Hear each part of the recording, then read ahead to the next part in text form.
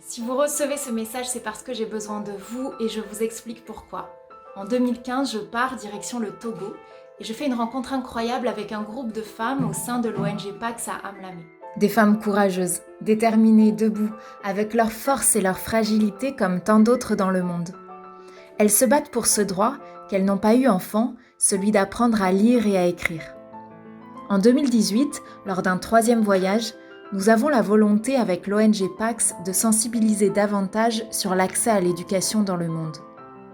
Nous choisissons avec les femmes de réaliser un reportage photo et vidéo pour mettre en lumière leur combat au milieu d'une vie déjà bien remplie. C'est aussi cette année-là que naît, en France, l'association Lettres majuscules.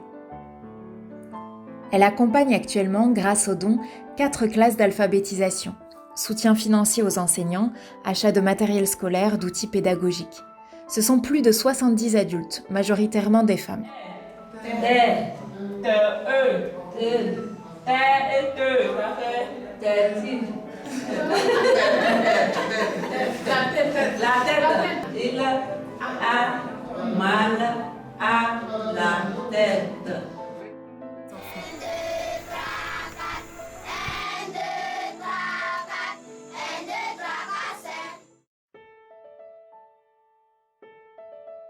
En 2020, un nouveau projet voit le jour.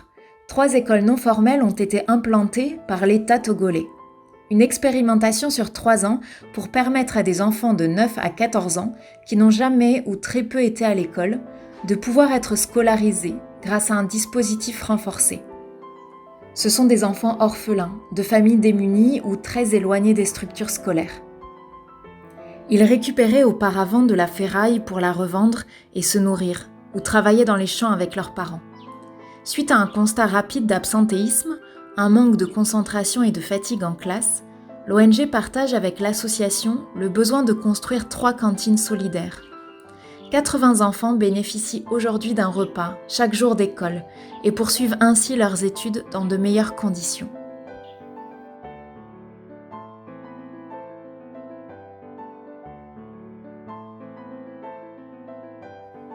Si je vous ai partagé cette histoire, c'est parce que nous avons besoin de vous, pour diffuser ce message, pour faire germer cet élan de générosité et nous aider à poursuivre nos actions, dans le but progressivement de permettre à l'ONG un autofinancement des projets autour de l'éducation. Cette année, nous allons agrandir l'ONG afin de construire un centre d'éducation sociale et culturelle qui accueillera de nouvelles salles de classe, car la demande des femmes est grandissante. Des ateliers de sensibilisation et de prévention seront mis en place pour limiter les inégalités sociales et de genre et permettre à toutes les générations de connaître leurs droits. C'est un budget total de 35 000 €. Mais petit ou grand, chaque don compte et nous permet tous ensemble d'aller toujours plus loin.